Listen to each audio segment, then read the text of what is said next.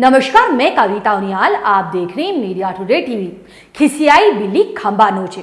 Hamas के लड़ाकों के हाथों जलील होने के बाद अब इजराइल अपनी नीच हरकतों पर उतर आया है।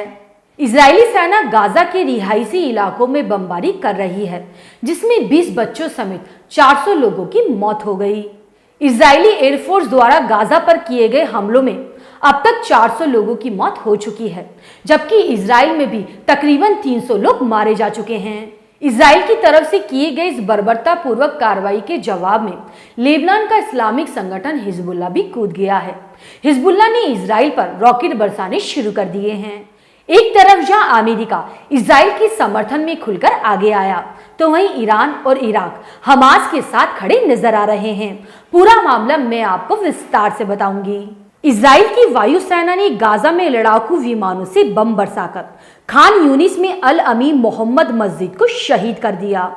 इसके अलावा गाजा टावर पर भी बमबारी कर उसे जमींदोज कर दिया गया, जिसके बाद लेबनान ने भी इजरायली इलाकों में मिसाइलें और मोर्टार से हमले किए। इसके जवाब में इजरायली सुरक्षा बलों ने भी लेबनान में तोप से गोले दागे। वहीं हिजबुल्लाह ने हमास के हमलों का समर्थन करते हुए इसे एक वीरतापूर्वक ऑपरेशन बताया।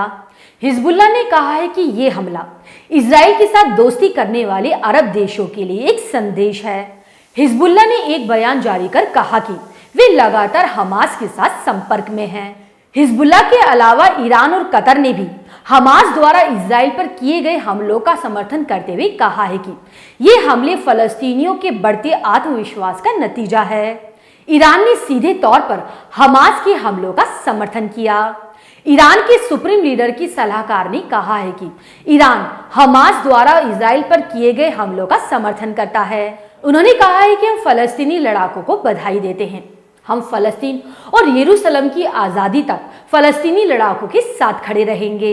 ईरान के विदेश मंत्रालय के प्रवक्ता नासिर कनानी ने कहा है कि इस ऑपरेशन में ऐसे तरीकों का इस्तेमाल किया गया है जो कब्जाधारियों के सामने फलस्तीनियों के विश्वास को दर्शाता है।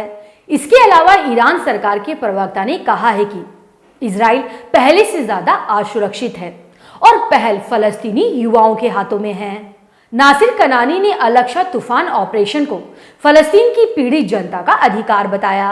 उन्होंने कहा है कि अपनी जान माल की रक्षा करने का अधिकार सबको है और फलस्तीनी राष्ट्र ने यही किया है। ईरान के विदेश मंत्रालय के प्रवक्ता ने कहा कि अंतर्राष्ट्रीय समुदाय और मानव अधिकार के कार्यकर्ताओं ने इजराइल के अपराधों के आगे अपनी आंखें मूंद ली है। हर दिन इजरायली सैनिकों द्वारा किए गए अत्याचारों पर मानव अधिकार का ढिंडोरा पीटने वाले चुप्पी साध लेते हैं। कतर के विदेश मंत्रालय ने भी एक बयान जारी कर कहा कि फलस्तीनी लोगों के प्रति बढ़ती हिंसा का जिम्मेदार केवल इजराइल है। आपकी इस न्यूज़ पर क्या राय है, मुझे कमेंट करके जरूर बताइएगा। अब मैं आपको अगली खबर के साथ मिलूंगी। शुक्रिया।